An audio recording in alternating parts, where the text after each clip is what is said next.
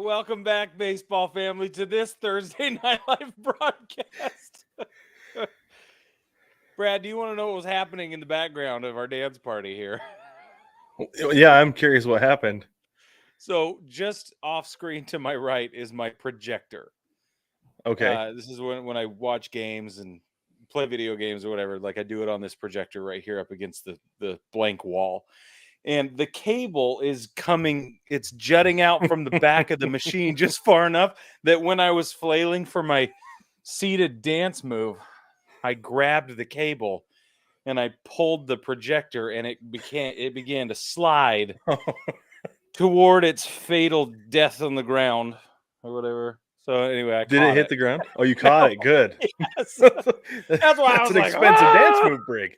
It was about to be real bad, okay? Anyway, baseball family, thanks for joining us, and we appreciate all of your patience with us there while Brad continues to win dance parties. I got to catch my breath. The Tampa Bay Rays have announced that they are going to build a new stadium. It's finally happened. It's been about time. We're all very excited.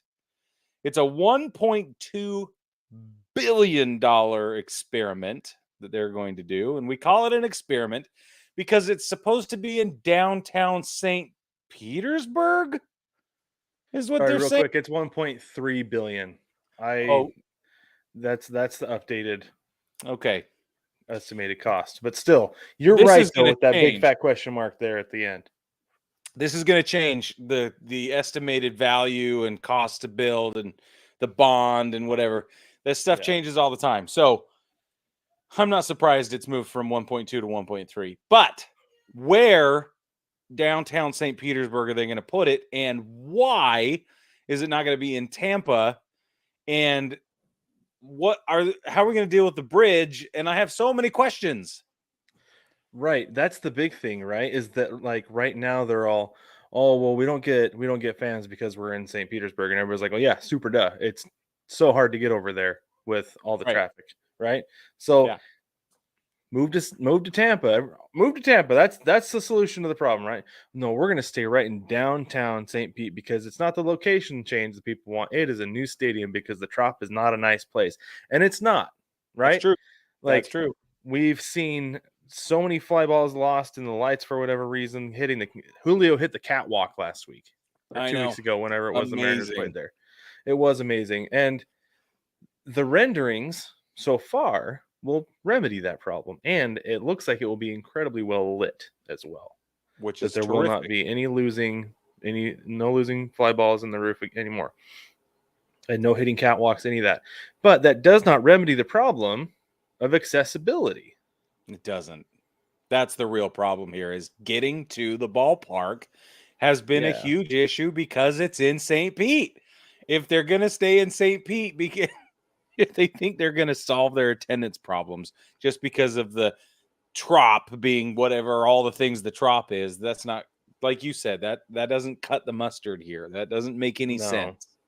It doesn't. So the real question is now, like, baseball family, what do you think? Will a new stadium in downtown St. Petersburg help the Tampa Bay Rays with attendance? We want to know what you think. No. I don't think it will either. I think it's going to be the same problem, different day. Yep. Better ballpark, wasted opportunity. Let's move on. Yep. The curious case of Alek Manoah. It is, too. It is so bizarre. This whole thing from, back from the very beginning of him getting demoted all the way down to the complex league. That move in and of itself was baffling. Absolutely bizarre. I don't know why they sent him to the Florida Complex League instead of down the street to Buffalo. Exactly. So let's recap the curious case of Alek Manoah. First, demoted to the Florida Complex League June 6th. That did not go super well. Then he was promoted to Double A July 1st. Promoted back to the big leagues July 15th. Then he was optioned to AAA Buffalo August 11th. He never reported. Players have 72 hours to report when they're optioned. He did not. Today, it was reported that he received several injections in his throwing arm. Oh boy, to reduce inflammation. Doctors say they have not found any structural muscle damage or ligament tears. Okay. If Alek Manoah can prove there's an injury, he can file a grievance, and that will allow him to receive service time he did not accrue during this year because he was demoted instead of being put on the injured list. This whole thing is bad business. I don't know who is hosing whom. Whom? Who? Whom? Yeah, whom? Yeah. Because wait, was there a preposition there? Anyway, it doesn't matter. The point There's is certainly a verb. Maybe a gerund. Anyway. hosing. There it is, Jaron. Anyway, the point Yeah. is who's culpable here. Is it bad business on both sides? Is this who's being shady, Brad? That's what This is the thing, is that we don't have all the information here. Like back in what was it? Back in June when he was first demoted, when he was first sent down to the Complex League. yeah. If he didn't say, I think there's a problem with my elbow or my shoulder or something, then how is the team to know? You know, we Exactly. don't know if he was complaining about discomfort in his elbow that like Scherzer says, he had a dead arm. I've heard guys describe an elbow that needs Tommy John as a soupy arm. You know, he Soupy. didn't. We haven't heard anything about any of this, and I don't know if that's just because we're not in the Toronto area, and we're not getting inside information like that. But at the same time, though, No. I've been following this pretty closely because this is a pretty crazy thing that's gone on with Alek Manoah this year, because he was a finalist for the Cy Young last year, was supposed to have an outstanding year this year and just did not. Flat out had a bad year. And if it turns out that he had an injury that he was playing through this entire time, like Sandy Alcantara, right? Yep. That there's an issue there, right? Then he has a grievance with the Blue Jays. And I can see If why they he's knew. like, if they knew, right? But if he never said anything, then nobody's to know. But this is the big thing with him, is that there's a thing called a Super 2, which is guys who have 2 years of service time and are in the top 22% of players. I think it's as far as WAR goes. They qualify for arbitration instead of needing a third year of service time. Right. So he was well on his way to being a Super 2 and getting arbitration at the end of this year instead of having to wait until the end of next year. Whoa. But Brig, not only did he have a terrible year, but from what I understand with what I read, if he, by not reporting to AAA Buffalo, he doesn't get service time this year. Any that he had accrued. So then next year he would be getting his second year of service time, but he's not on his way to being a Super 2 anymore. So he's got to wait 2 more years until he can reach arbitration. And that's the thing that's really crazy about this whole thing. Which is why my question is, who the heck is at fault here? Are the Blue Jays operating in bad faith because they knew about the injury and let it ride and just bounced him around? Or is Alek Manoah and his camp, are they culpable in this situation for not having informed the club that something was wrong? I think that's the only two ways we can split it, isn't it? I think if he had been injured, I think he would have said something early, been like, oh, something's going on, that's why I'm not pitching well, right? Because that's a way better solution than getting sent down to the Complex League to work out whatever mechanical issues you have. And he pitched in Complex League games. I think he pitched in a Double A game, and then he came up and he was up for like a month, and I think he had 5 starts. something like that. Yeah. 4 or 5 Yeah. starts. He's pitched since he went down to the complex league. He's pitched in the big league since then. Right. But I think that with all these struggles, if there was something wrong, I think he would have come out and said it, because it gives him a chance to get his mind right, get his body right. And like I said, well on his way to being a Super 2, he needs to not be out there stinking it up, because then he's robbing himself of money. So I think, honestly, it's on him. And I think now his agent is like, look, there's a way we can try to fix this. We need to take this route, right? Yeah. Like, because it's in the agent's best interest to get him paid as much as possible too. 100%. And it's his job to take care of his client. So I don't want to say it's nefarious or shenanigans, but I think they're trying to find a way to get him some of his service time. So the writer side of me is like, oh, you know what's going on. And I've built this incredibly complex list of possibilities and, ill intent and basically service time manipulation without or in Manoah's camp, it being like, well, we got him out of that jam, but that caused this other problem, and now we got to deal with that, and here we are. One problem begets another. Yeah. Kind of like one of the Hangover movies, right, where it just gets bigger and bigger and bigger. Anyway, so let's move on. Let's take a quick look at how things are stacking up in the playoff race, because it's banana pancakes and it's going to be all the way down to the wire, and that's what we're digging that this season. But we're going to go into more depth on the Tuesday morning show. Just a quick look right now. So how things look going into Thursday. So there are, depending on your team, 9 or 10 games left. The Orioles went up on the Rays 2.5 games in the AL East. Their magic number fell to 8. The Twins are up on Cleveland's baseball club by 9 games in the AL Central. Their magic number is now 1, and it's almost 9:15 p.m. Eastern time on Thursday.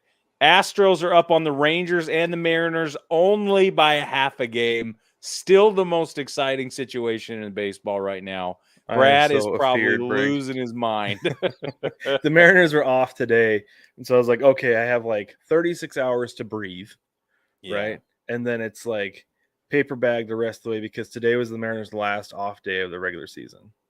They don't have any more off days. No more off days. It's 3-6, or it's a series of. It's a 3-game series, 3-game series, and a 4-game series to end the season against the Rangers. And they play the Rangers and Astros as all. They play Rangers in Arlington, Houston, I think, in Seattle, and then the Rangers again in Seattle. Yeah. Oh, my gosh, Brig. Let's hope this helps. And I'm going to hoist the trident the whole way. Yes. Let's hope that helps. Yes. It better. It's gonna. Baseball fan, for those of you listening and not watching, Brig sent me something. It got to my house yesterday or Tuesday, and it's been sitting in the corner of my room in a package. I was not allowed to touch it or open it, and my wife just brought it in. It is a trident, and I will hoist it victoriously for every single Mariners home run the rest of the way. And I'm really hoping that this thing is the mojo that sends them to the playoffs. I'm gonna put it right here in the background. Let's see if it stands up right there. Okay. Hope I it doesn't just figured, fall. if you were going to be holding the position, you might as well be holding the trident. That's right. Yeah, I will be holding the position the rest of the season with the trident ready to be hoisted. Tell them about the trident, Brad. Why? Some people. So everybody has their home run celebration these days, right? It all started. Actually, I believe the team that started the whole thing was the University of Miami football team with the turnover chain. Right. Or was it the pie in the face all the way back? Well, there's the pie in the face after the game, right? That they did forever. But I think, but in-game celebrations, as far as like a prop, I think got to be, started with Miami and the turnover chain. But then it came to baseball. I know the Blue Jays had the jacket, right? Yep. And actually, San Diego, they had the home run chain as well, which has gotten to be a really big thing, into the home run derby chain and all that. Yep. And the Mariners home run celebration starting this year. This even goes back even farther, Brig, because they have what's called the Swellmet, which is a Darth Vader helmet that Yeah. somebody had painted to be Mariners colors, and they would put that on after a sweep. So earlier this season, they dug the Swellman out of the closet, and then they would have this new trident, and they would put on the Swellman with the trident, but now they just do the trident, and I'm very excited, Brig. Thank you. Awesome, man. It's outstanding. So happy. So cool. All right, the Brewers are up on the Cubs by 7 games in the NL Central. Their magic number is 4. The Braves have clinched the NL East. Dodgers have clinched the NL West. The wild card in the American League, the Rays sit at the top by 8.5 games. In the event that the Rays surpass the Orioles, that name will simply swap. That's the only thing that will change. The Orioles will then be the number 1 seed wild card. But as it stands, the Rays sit atop that by 8.5 games. Next in line is the Blue Jays.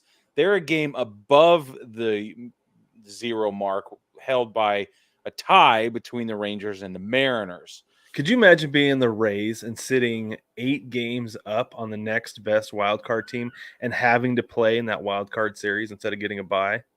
No. Win the division, friends.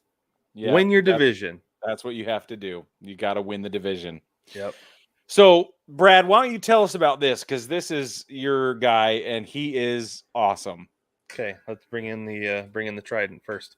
Okay, so with trident in hand, Julio Rodriguez is only the 3rd player ever age 22 or younger with 30 home runs, 30 stolen bases, and 100 RBIs in a season.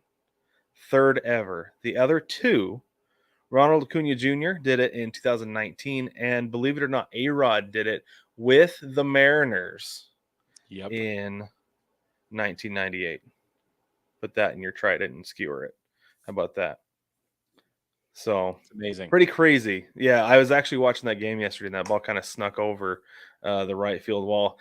I read an article today that called it a blast. I was like, that was not a blast. That ball snuck over the wall. Yeah. Aaron Goldschmidt said it disappeared. It disappeared over the wall. There you go. What happened. That's exactly what happened. Pretty sneaky. it was pretty sneaky. I wasn't sure if it was gonna go, but because it was like the higher part of the wall in right field, in Oakland. But anyway, it's interesting though, following this wild card race, because this is really it. The Yankees are 8 games back. They haven't officially been eliminated yet, and they're keeping their hopes alive tonight by hopefully beating the Blue Jays. Yeah, we hope they beat the Blue Jays. Yeah.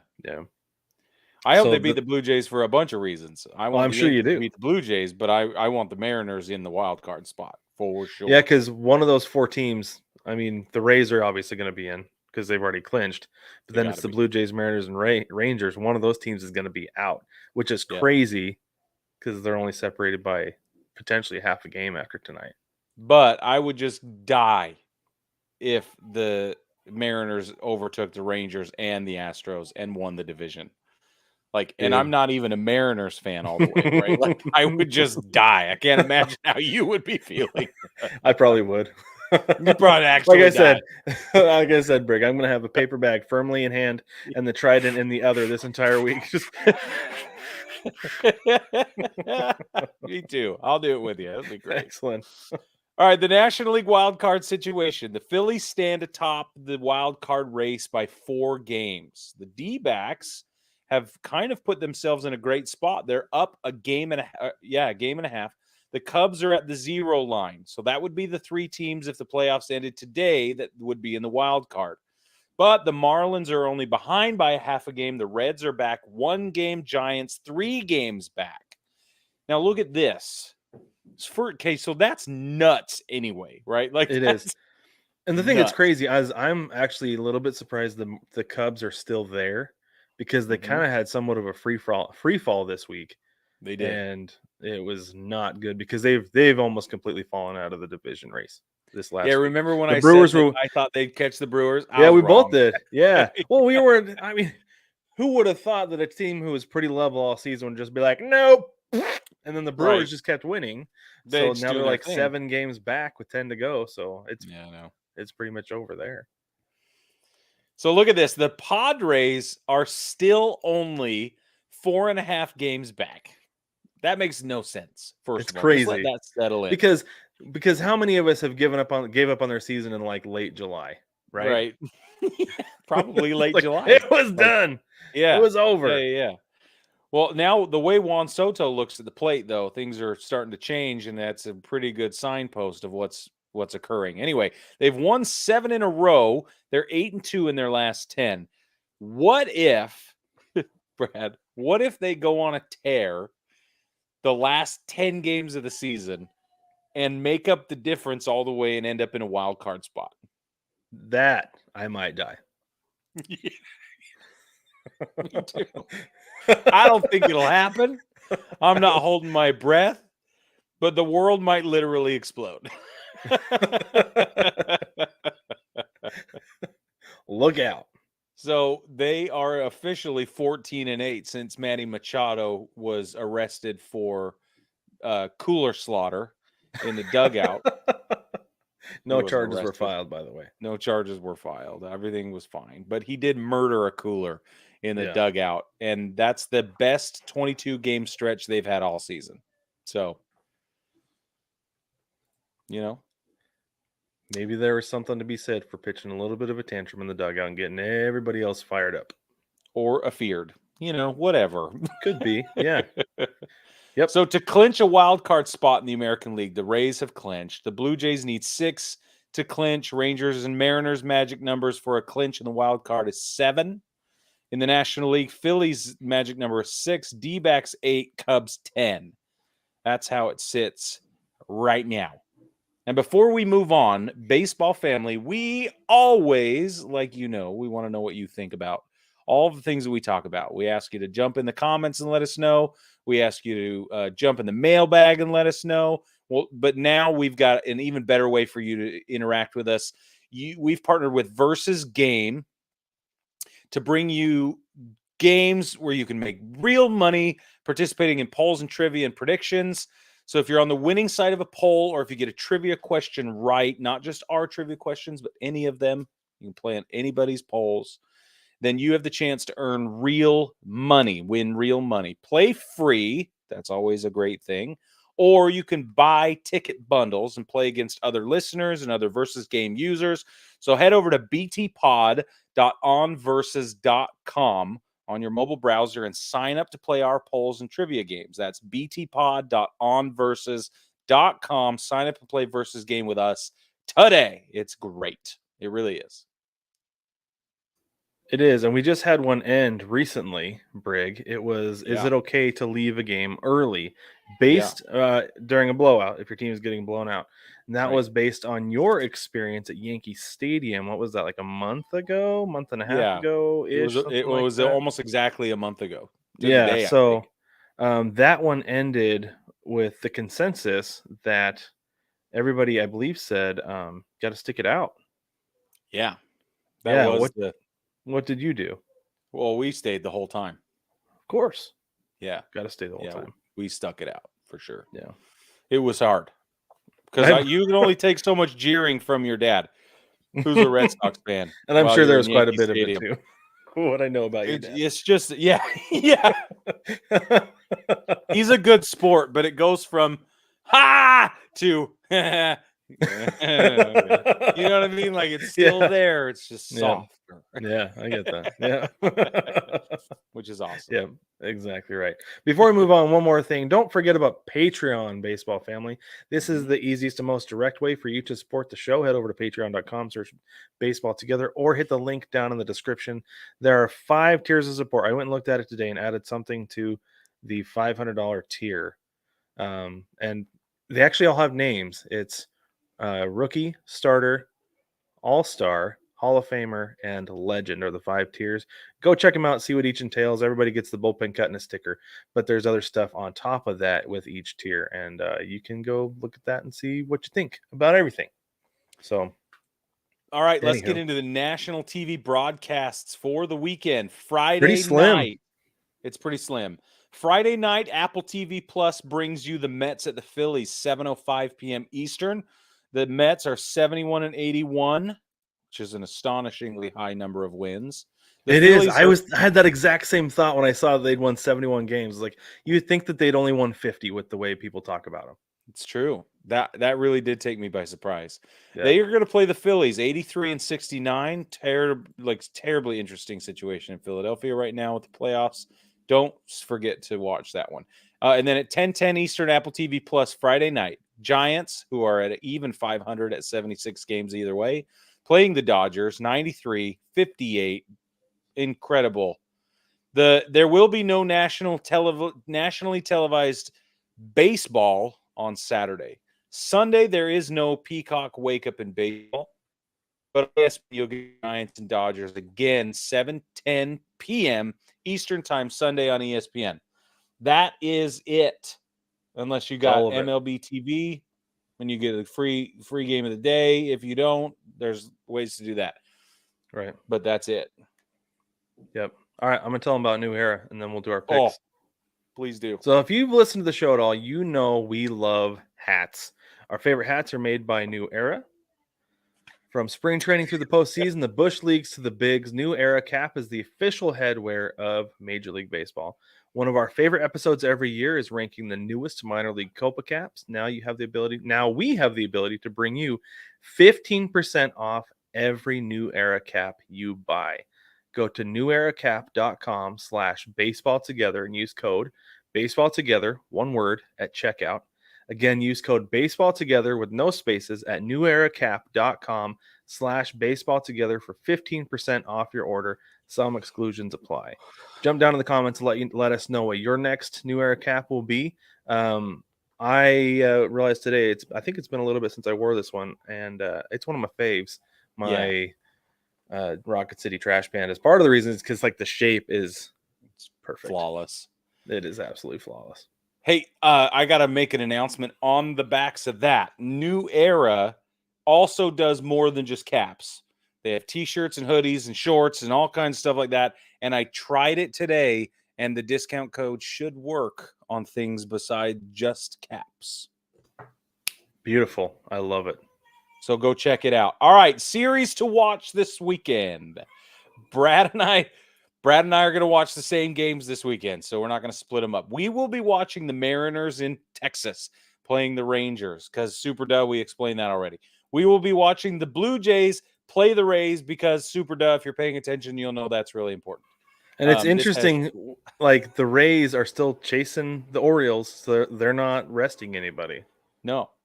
So they're trying to win games. Blue Jays don't need to do anything. That they're just in the wild card situation. Right? They haven't clinched yet, though. Like they're only after if they lose to the Yankees tonight, right. They'll only be up a half a game on the Mariners and Rangers. So you're right. I just they got to win too. I got it mixed up with the Rays. They got to win. Okay, and the D-backs will be playing the Yankees. That'll be really interesting. For a lot. The D-backs are in the hunt in the wild card in the NL, so they've got to win games too. Like they have to win games to stay in because they've got a bunch of teams on their tail. So. It's pretty exciting. The D-backs, what they're doing is pretty exciting. I don't know if they have what it takes to go the distance, but it's pretty fun to watch them. That's for sure. It is a lot of fun to watch. They have a lot of fun guys on that team. All right, Brad, hit us with BT bets. Okay. Last week, I went 2-1. Very excited about that. That got me back up to 500, 33-33 on the season. Hoping to end this season above 500. Financially, I was way above 500, but we'll see with my record how that goes. You were. Above 500. Okay, Friday, I'm going to take the Twins run line over the Angels. The Twins are playing for clinching the division Friday night. Okay, So I think they get it. They go run line. They take care of business Friday night. Saturday, however, is what we're going to call the hangover game. They will have celebrated after clinching the division Friday night, and Saturday take the Angels money line over the Twins because Twins will not win on Saturday after celebrating Friday night and probably resting a few of their starters as well. Yeah. Sunday, take the this is probably the oddest pick I've made all season. Take the Tigers run line over the A's. That's pretty safe though. Not really. The A's been playing all right lately. That's true. About the A's is they are gotta be the youngest team in the league, but they've got some talent on that team. That and the Reds probably. The Reds are super young. Yeah. Yeah. But Eduardo, Anyway. what is it? Eduardo Rodriguez for the Tigers though is pitching. So take the run Yeah. line there with the Yeah. Tigers over the A's. I like that. So I went 1-2 last week. Record is 27-37. Friday, there's a parlay alert. Okay, I've never done a parlay, so as I learned, Well, you did the doubleheader a couple weeks ago. And you oh, hit that's that, right. so. Yes, I did. This is my Yeah. second parlay. Then, see, I don't even know. My second parlay. I'm taking the Braves money line over the Nats. Should be a super duh, which is why I doubled this up with a parlay. Take the Rays money line over the Jays on Friday. So the parlay is Braves money line over the Nationals, the Rays money line over the Blue Jays. Okay. Yeah, if you're doing a parlay, just hit that money line because Yeah. the other one will boost your odds there. So you don't need to get fancy with the run line with the Braves over the Nats. No. Saturday, take the Red Sox on the run line over the White Sox, and then Sunday, Giants money line over the Dodgers. I'm taking an upset on Sunday. You like the primetime upset? I do. Yeah, I think that's a solid pick. Yeah. Okay, Blackjack Brad's Black Flag pick of the week. I believe I'm 4-7. Super cold streak lately. Matt Olson, I think, homered Saturday and Sunday last week. I said he'd homer on Friday. So it is what it is. Yeah, safe though. But this week, Brig, I'm going to go off the radar just a little bit. I've got Okay. Bobby Witt Jr. going yard on Saturday. Oh, That's the one off of JP, probably off of JP France. But Okay. any time on Saturday. It doesn't have to be off JP France. It doesn't have to be the first homer of the game. But Bobby Witt Jr. is going to get in a groove, and he's going to go yard on Saturday against the Astros. That's awesome. That's great. I like that. Hopefully All right, that gets baseball me back in family. the win column.